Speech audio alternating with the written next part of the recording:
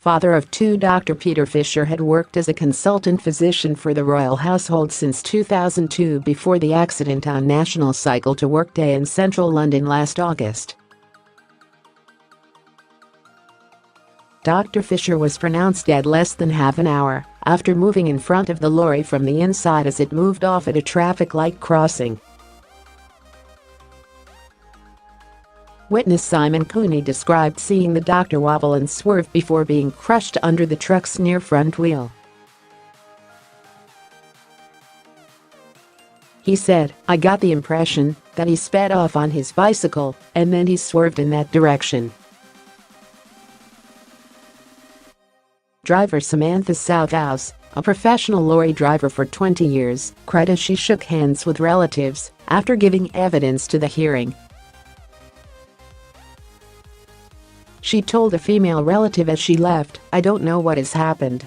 So sorry for your loss." Answering questions by the coroner, she confirmed she was well rested at the time the crash happened 3 hours into her shift and said, "I looked around absolutely, and as I moved I was looking forwards. No, I absolutely didn't see Dr. Fisher. That could not have happened." She tearfully told of how she was forced to reverse her lorry off the doctor on instruction at the scene. Forensic Collision Investigator, FCI, Brian Gamble said it was perfectly reasonable for Ms Southouse not to have seen Dr. Fisher for 4 seconds. He was in the corner of her side mirror before he moved off. He said, "Where he's positioned, he's right on the edge of that mirror, the most distorted part of the mirror, which makes it difficult for a driver to identify a cyclist. So you have got 6 or 7 seconds where he's there to be seen. However, it's identifying that it is a cyclist there and identifying him as a hazard. I think it's quite likely that when Miss Southouse has carried out the mirror checks before Dr. Fisher moved into that position."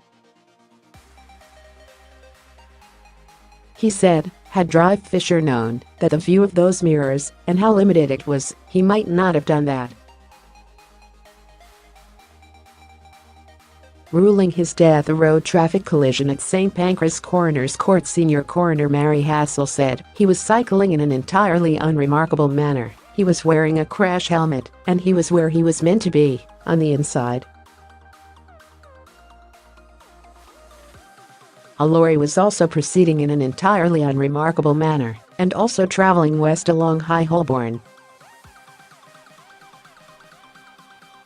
The lorry paused because of the traffic. Dr. Fisher was visible for 4 seconds as he come up the inside of the lorry, but of course, that was a mirror, and the lorry driver has 6 mirrors to look at, as well as through the front of the lorry and either side.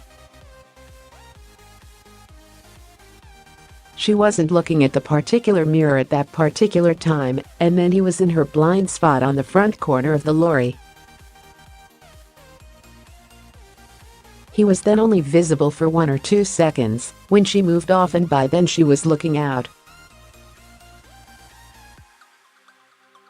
It's so easily done in a very busy, congested road that he came out in the precise moment the traffic moved forwards. It's difficult, I think, for a cyclist who hasn't sat in a lorry to imagine the restriction in the view of the lorry driver." She added she would not make a prevention of future deaths report, saying, "Sometimes a junction layout can be changed to make it safer. I've thought about this a great deal, but I cannot think of anything useful I can say by making a prevention of future deaths report." Dr. Fisher's grieving family paid tribute to him and urged Mayor of London Sadiq Khan to improve safety for cyclists. His sister Susie Hearn said, "This accident led to a tragic and unnecessary waste of life. In order to save further precious lives, we urge the Mayor of London to urgently address the issue of cycle safety in London by looking at people-prioritized streets and improved lorry design.